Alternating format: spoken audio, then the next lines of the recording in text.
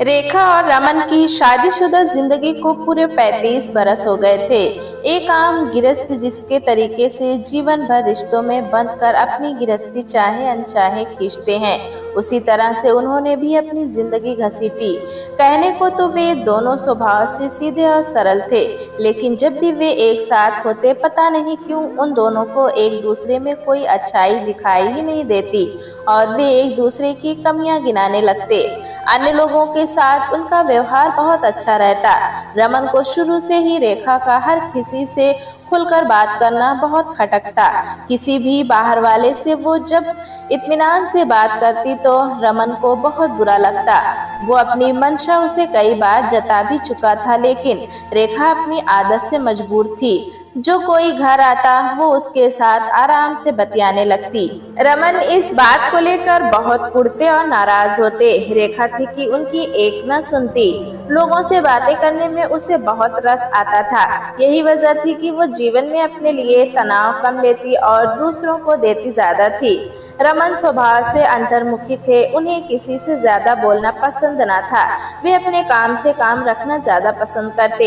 एक रेखा ही थी जिससे वो पहले दिल की बात कह लेते। अब पता नहीं क्यों उन्हें उसके किरदार पर शक होने लगा था। जब भी वे उनके सामने पड़ती, अच्छी बात भी बहस पर जाकर खत्म होती। यह बात उनका बेटा आशु और बेटी रिया बचपन में ही समझ गए थे कि मम्मी पापा दोनों स्वभाव से अच्छे होते हुए भी अपनी अपनी आदतों से मजबूर हैं। वक्त गुजर रहा था। आशु और रिया बड़े हो गए। एमएससी करते ही रिया के लिए अच्छा रिश्ता आया तो रमन ने उसके हाथ पीले कर दिए। बीटेक करके आशु नौकरी के लिए शहर से बाहर चला गया। बिटिया के ससुराल जाते ही घर सूना हो गया। घर पर रेखा से बात करने वाला अब कोई नहीं रह गया था। पहले वो रिया से बात कर मन हल्का कर लेती थी। उनका घर ज्यादा बड़ा ना था। कुल मिलाकर इस घर में 3 बेडरूम थे। जब भी कोई घर पर आता तो आशु या रिया में से किसी को अपना बेडरूम उसके साथ साझा करना पड़ता। रोज सुबह उठने से रात सोते सोते तक रेखा और रमन में नोक झोंक होती ही रहती। कुछ समय बाद आशु की शादी हो गई और वो भी परिवार के साथ बेंगलुरु शिफ्ट हो गया। अब घर पर केवल रेखा और रमन रह गए थे। उम्र के साथ उनकी आदतें भी और पक्की हो गई थी। आशु ने अपने कमरे में एक बड़ा सा टीवी लगा रखा था। दोपहर में उसकी अनुपस्थिति में रमन उसी टीवी पर अपने पसंदीदा कार्यक्रम देखना पसंद करते। जब आशु घर पर रहता तो रेखा और रमन को एक साथ एक ही कमरे में बैठकर टीवी देखना पड़ता।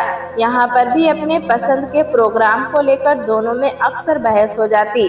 रेखा को धारावाहिक देखना पसंद था तो रमन को खबरें। किसी तरह से बहुत बहस करने के बाद आपस में सामंजस्य बिठाकर उन दोनों ने टीवी देखने का समय निश्चित कर लिया था कि रात 9 बजे तक रमन खबरें देखेंगे और उसके बाद रेखा अपने मनपसंद धारावाहिक।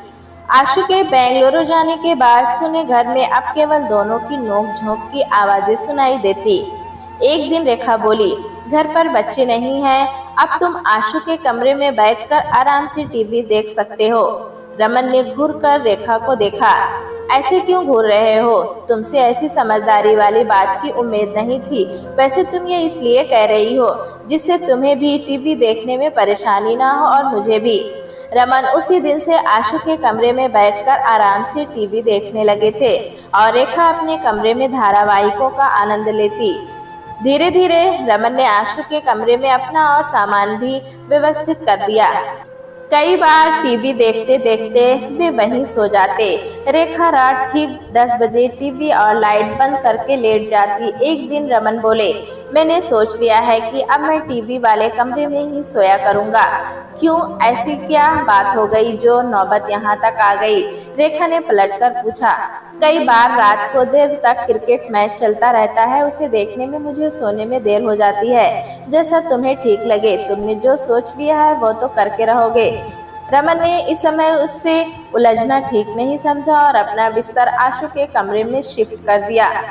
इस घर पर रहने वाले 2 लोगों ने अब अपने को अलग अलग कमरे में व्यवस्थित कर लिया था। इसकी वजह से अब दोनों का एक दूसरे से सामना कम ही होता। रमन चाय नहीं पीते थे। रेखा सुबह उठकर पहले अपने लिए चाय बनाती और आध्यात्मिक प्रवचन सुनते हुए उसका आनंद लेती और रमन बरामदे में बैठकर मजे से अखबार पढ़ते। सुबह मेज पर नाश्ता करने के लिए दोनों साथ बैठकर नाश्ता करते। अब रमन ने रेखा के बनाए खाने में मीन मेख निकालना कम कर दिया था। रेखा नाश्ता करने के बाद अपने कामों में लग जाती और रमन टीवी पर बिजी हो जाते। दोपहर में खाने की मेज पर लंच करते हुए उनमें कभी किसी बात को लेकर थोड़ी बहुत नोक-झोंक जरूर हो जाती, लेकिन अब उसमें उतना तीखापन नहीं रह गया था जितना पहले हुआ करता था। लंच के बाद वे फिर अपने अपने कमरे में आकर इत्मीनान से टीवी देखते और आराम करते। कुछ ही महीनों में उन दोनों को एक दूसरे से दूरी बनाकर जिंदगी जीने की आदत सी पड़ गई थी। रेखा ज्यादा सुकून में थी। अब रमन उसकी हर बात में दखलंदाजी नहीं करते। उन्हें अब इस बात से भी ज्यादा मतलब नहीं था कि वो अपने कमरे में बैठकर फोन पर किससे बातें करती है। रमन को भी घर पर अपने लिए एक अलग जगह मिल गई थी जिसमें वो अखबार पढ़ते, टीवी देखते और मोबाइल फोन के साथ बहुत खुश थे। पूरे 7 महीने बाद आशु घर पर आया। उसने देखा कि पापा ने उसका सामान ऊपर की मंजिल में दीदी के कमरे में शिफ्ट कर दिया था और खुद उसके कमरे में रह रहे थे। यह देखकर आशु बोला, पापा आपने बहुत अच्छा किया। कम से कम इसी बहाने इस घर के 2 कमरे तो आबाद रहते हैं। हाँ बेटा, मुझे भी लगा कि कमरे खाली पड़े हैं तो क्यों ना उसका उपयोग कर खुलकर रहा जाए। आशु ऊपर कमरे में जाकर सो गया।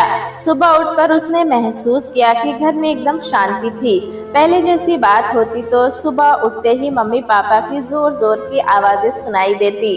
आज पहली बार सुबह के समय घर पर एकदम सन्नाटा पसरा हुआ था। बचपन से लेकर हमेशा इस घर में सुबह उठते ही मम्मी पापा की आवाज सुनाई देने लगती थी। सोकर उठते ही वे दोनों बहस पर उलझते रहते। उन्होंने कभी किसी की परवाह नहीं की कि कोई उनके बारे में क्या सोचता है, लेकिन इस बार माहौल बिल्कुल बदला हुआ था। मेज पर नाश्ता करते हुए भी मम्मी पापा एक दूसरे से उलझे के बजाय उसी के बात कर रहे थे। अब उनके लिए एक दूसरे की उपस्थिति कोई मायने नहीं रखती थी। आशु को कुछ समझ नहीं आ रहा था कि अचानक इतना बड़ा परिवर्तन कैसे आ गया। नाश्ता करने के बाद पापा कमरे में जाकर टीवी देखने लगे। मम्मी भी थोड़ी देर उससे बात करने के बाद घर के कामों में व्यस्त हो गई। जब उन्हें फुर्सत मिली तो वे अपनी पसंद का धारावाहिक देखने लगी।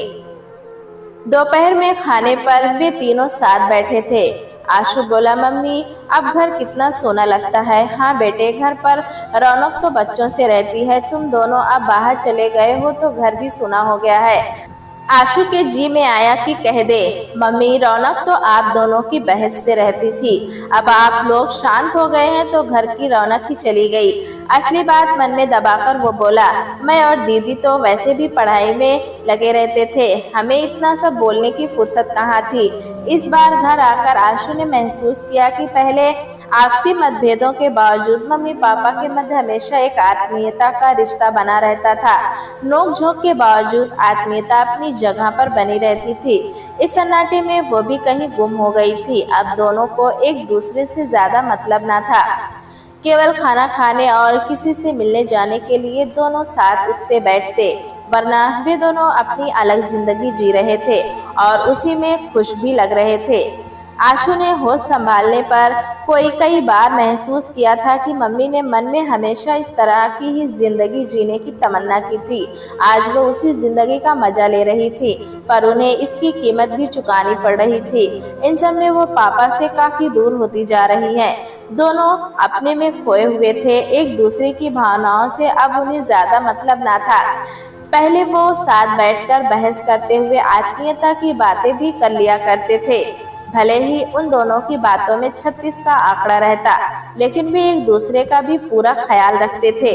मम्मी को जरा सा कुछ हो जाता तो पापा बड़े परेशान हो जाते। पापा की तबीयत थोड़ा भी खराब होती तो मम्मी बड़बड़ करते हुए भी उन्हें ढेरों नसीहतें दे डालती और उनकी पूरी देखभाल करती थी। अब उनके रिश्ते की ताजगी और गर्माहट कहीं हो गई थी और उसमें बहुत ठंडापन आ गया था। जीवन के इस पड़ाव में जब उन्होंने एक दूसरे के सुख दुख का सबसे ज्यादा ख्याल रखना था, तब वे अपनी अपनी दुनिया में ज्यादा बिजी होकर एक दूसरे के प्रति उदास हो गए थे। आशु को यह सब अच्छा नहीं लग रहा था। उसने यह बात रोमा को भी बताई। दोनों ने इस बारे में विचार किया। बहुत सोच समझकर वो बोला, मम्मी, मैं चाहता हूँ कि आप दोनों कुछ दिन के लिए हमारे साथ रहने, लेकिन बेटा, यहाँ घर छोड़कर जाना भी तो ठीक नहीं है। घर कौन से कोई उठाकर ले जाएगा? थोड़ा सामान है, उसकी देखभाल के लिए बगल में शर्मा आंटी से कह देंगे। वे कभी कभी घर खोलकर देख लेंगी। बाकी यहाँ ऐसा है भी क्या? अपना घर तो अपना ही होता है बेटा। आपकी बात सही है मम्मी। मेरा घर भी तो आपका ही घर है। बच्चे भी आपको मिस कर रहे हैं। मैं चाहता हूँ कि कुछ समय के लिए आप मेरे साथ चले। मैं आपको ले जाने आया हूँ। ये बात तुम पहले बता देते तो अच्छा रहता बेटा। मैं आपको सरप्राइज देना चाहता था। रेखा और रमन बेटे की बात को न टाल सके। उसने एक हफ्ते की छुट्टी और बढ़ा ली और उसके बाद घर को ताला डालकर आशु मम्मी पापा को लेकर बेंगलुरु आ गया। वहाँ उसके पास 3 बेडरूम वाला फ्लैट था। एक कमरे में वो और उसकी पत्नी रीमा, तो दूसरे में बच्चे उधम मचाते। आशु ने तीसरे बेडरूम में मम्मी पापा की व्यवस्था कर दी थी। महीनों से खुले घर में स्वच्छंद रहने की आदत के बाद रेखा और रमन को ये कमरा बहुत छोटा लगा, पर यहाँ मजबूरी थी। वे बेटे से कुछ कह भी नहीं सकते थे। वे अपने को इस कमरे में किसी तरह एडजस्ट कर रहे थे।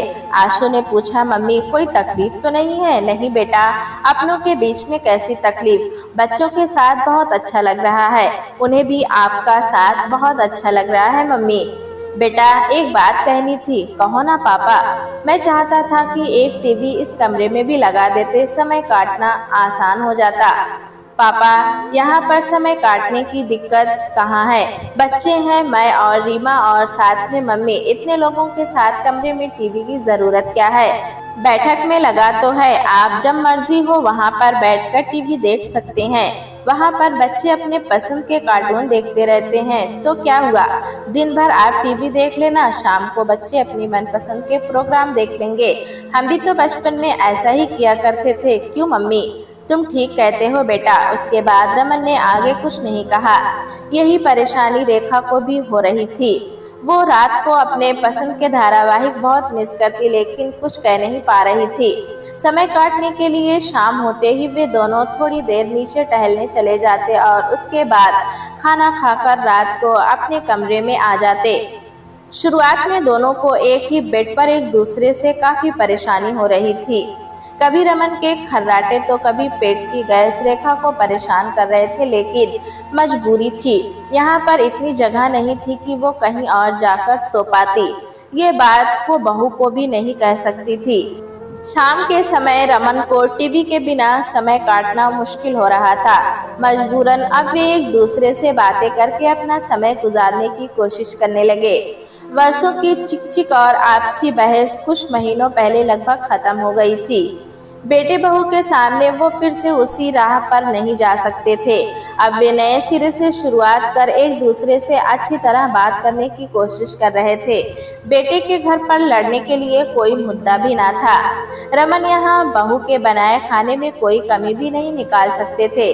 बेटे के घर पर रहते हुए उन्हें काम की भी कोई परेशानी नहीं थी। आशु और रीमा उन्हें यहाँ कुछ काम न करने देते। बस यहाँ परेशानी एक ही बात की थी, वो थी समय काटने की। बच्चे दिन में थोड़ी देर उनके साथ बातें करते और खेलते। उसके बाद वे अपना होमवर्क निपटाते। आशु शाम को थका हारा लौटता। थोड़ी देर मम्मी पापा के साथ बात करके फिर वो अपने बीवी बच्चों के साथ अपना वक्त गुजारता। रेखा और रमन को यहाँ आए हुए 1 महीना हो गया था। उन्हें अपने पुराने घर की याद सताने लगी थी। एक दिन रमन ने दबी जबान में यह बात आशु से कह भी दी, बेटा, हमें यहाँ आए हुए बहुत समय हो गया है। कहा पापा, अभी 1 महीना भी तो हुआ है। बेटा, 1 महीने को समय कम नहीं होता। जानता हूँ पापा, पर इतना ज्यादा भी नहीं होता कि आप यहाँ हमारे साथ ना रह सके। अब आगे बोलने की कोई गुंजाइश न थी। मजबूरन रमन और रेखा को यहाँ पर 1 महीना और रहना पड़ा। इतने समय में रमन और रेखा आपसी मनमुटाव भुलाकर एक साथ एक कमरे में रहने के अभ्यस्त हो गए। वे शाम को एक साथ टहलते और साथ बैठकर अपनी सुख दुख की बातें किया करते। यह देखकर आशु को बहुत अच्छा लगता। खाना खाने के बाद भी वे आपस में देर तक बतियाते रहते। 2 महीने बाद आशु उन्हें छोड़ने खुद घर आया। इतने समय बाद बच्चों और बेटे बहू से दूर जाना उन्हें अच्छा नहीं लग रहा था। आशु के पास ज्यादा छुट्टी नहीं थी। 2 दिन घर की साफ सफाई में बीत गए। मम्मी पापा के साथ मिलकर उसने सारा घर व्यवस्थित कर दिया था। जाने से पहले उसने दोपहर में उनके लिए टीवी भी चालू करवा दी थी। उनसे विदा लेते समय उसे बहुत बुरा लग रहा था। आशु के परिवार के साथ 2 महीने बिताने के बाद अब रमन और रेखा को यहाँ अकेले रहने का अवसर मिल रहा था। आशु की रात की ट्रेन थी। वो घर से खाना खाकर निकला था। आशु के जाते ही रमन अपने कमरे में आ गया और रेखा अपने।